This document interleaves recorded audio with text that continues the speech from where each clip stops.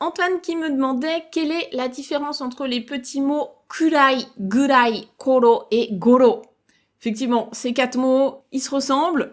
Il y en a qui veulent dire la même chose, il y en a qui ne veulent pas dire la même chose, donc on va regarder ça. Donc déjà, ces petits mots, qu'est-ce que c'est? Eh bien, ils sont là pour donner une estimation de temps, de durée. Ils peuvent aussi s'utiliser dans d'autres contextes. Je vais à chaque fois vous donner des phrases exemples pour bien comprendre ça. Déjà, on peut partir éventuellement sur koro et goro. Donc ils s'écrivent les deux avec le même kanji, mais ils vont pas se prononcer de la même manière en fonction des contextes. Je sais, je me répète, en japonais c'est toujours ça, c'est le contexte qui prime, on n'a pas le choix. Alors, ces petits koro et goro, je pense que le premier que vous allez rencontrer dans votre apprentissage du japonais, c'est probablement goro, donc avec les tenten. Goro, qu'est-ce que c'est? Il s'utilise uniquement avec les heures, les dates et les saisons, donc vraiment tout ce qui est temporel, et il va servir à donner une approximation. Donc par exemple, si vous dites il est, je sais pas, il est 10 heures environ, ou bien je viendrai vers 10 heures environ, ce petit vers environ en français, ça va correspondre au goro en japonais. Donc par exemple, si on veut dire il est 10 heures environ, donc 10 goro desu, 10 goro. Donc il se place juste après l'heure. Ça fonctionne aussi pour les saisons. Donc par exemple, j'irai au Japon aux environs de l'automne. Donc akigoro, vous pouvez mettre n'importe laquelle des saisons. Donc là, akigoro. Ou bien ça fonctionne aussi avec, par exemple, quand vous voulez donner une heure sans donner l'heure. Par exemple, dans le cas où vous voulez dire, on se retrouve demain environ à cette heure-là. Donc là, vous êtes en train de discuter au téléphone avec votre ami, ou alors vous êtes en direct, vous dites, demain environ vers cette heure-ci. Donc on va pas donner de chiffres à proprement dit, mais on va dire ashita no imagoro. Donc ashita demain, no imagoro. Donc aux environs de maintenant, mais demain. Ashita no imagoro. Donc là, ce qu'il faut bien comprendre, c'est que le goro, il se situe toujours, il se place juste après ce à quoi il fait référence. Autre chose à laquelle il faut faire attention avec goro, c'est que souvent, on va pouvoir enlever la particule ni, là où normalement, on aurait dû avoir un ni. Donc si on utilise, je sais pas, une heure avec une action, normalement, si vous avez suivi au cours, on en parle dans la formation Objectif Japon, je vous rappelle, on doit mettre la particule ni. Si vous dites « je me lève environ à 6 heures », normalement, vous devriez dire « rokuji ni okimasu ». Je me lève à 6 heures. Maintenant, si vous voulez dire « je me lève environ à 6 heures », ça devient « rokuji goro okimasu ». On peut mettre ou pas la particule ni. Ici, les deux sont ok. Donc, rokuji goro okimasu ou bien rokuji goro ni okimasu. Les deux sont acceptables. Et puis, dernier exemple que je m'étais noté, si vous voulez dire, il va pleuvoir aux environs de midi. Donc là, c'est pareil, on est sur du temporel, c'est approximatif. On peut utiliser goro. Donc, par exemple, hiru goro ame ga furimashita. Vous passez ou ame ga furimasu ou furu desho. Si vous faites une prévision dans le futur. Hiru goro aux environs de midi, de la plage horaire de midi. Ça, c'est pour goro avec les tenten. Maintenant, goro sans les tenten, donc koro, lui, il va plutôt représenter le concept d'une époque, d'une période.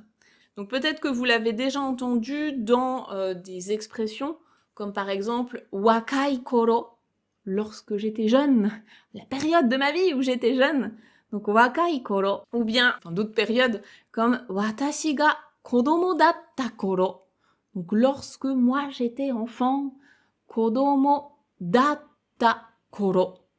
À la période, à l'époque où j'étais enfant. Ça fonctionne aussi avec, par exemple, quand vous dites ano koro, donc on parle de, je sais pas, il y a 10 ans, il y a 30 ans, il y a 50 ans.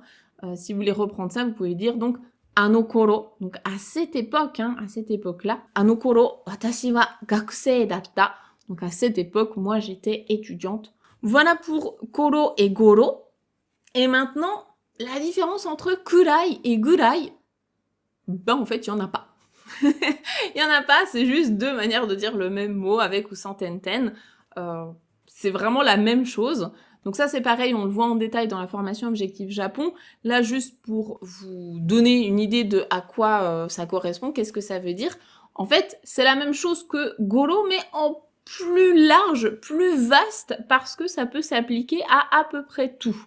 Alors que goro, c'est uniquement pour les dates, les heures, les saisons, donc c'est très temporel.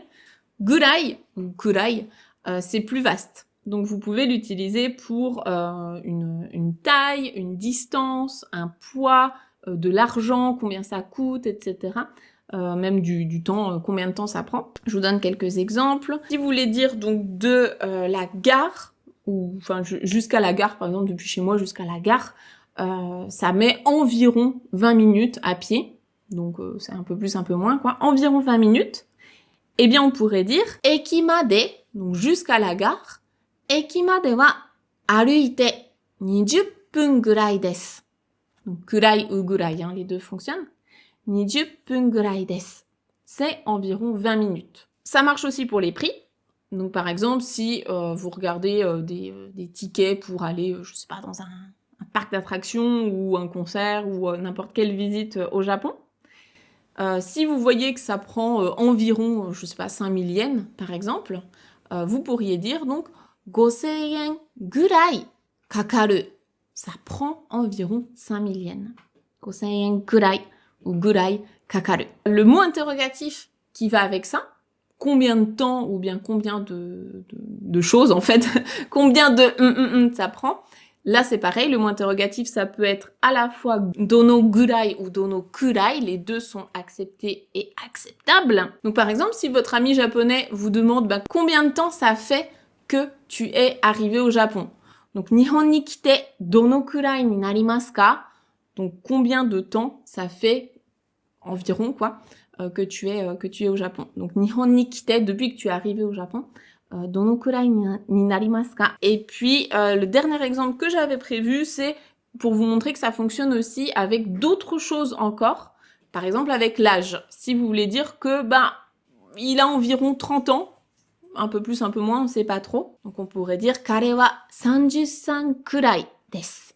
Il a environ 30 ans. Voilà ce que je pouvais vous dire sur ces petits mots. J'espère que c'est un peu plus clair. Vraiment, en grand résumé dans les grandes lignes, hein. Goro, c'est pour les heures et les dates, donc environ à cette heure-là ou à cette période-là. Koro, c'est une période, une époque. Et gurai ou kurai, c'est la même chose et ça désigne environ, mais pour plein de choses, des quantités, des tailles, des poids, des âges, etc.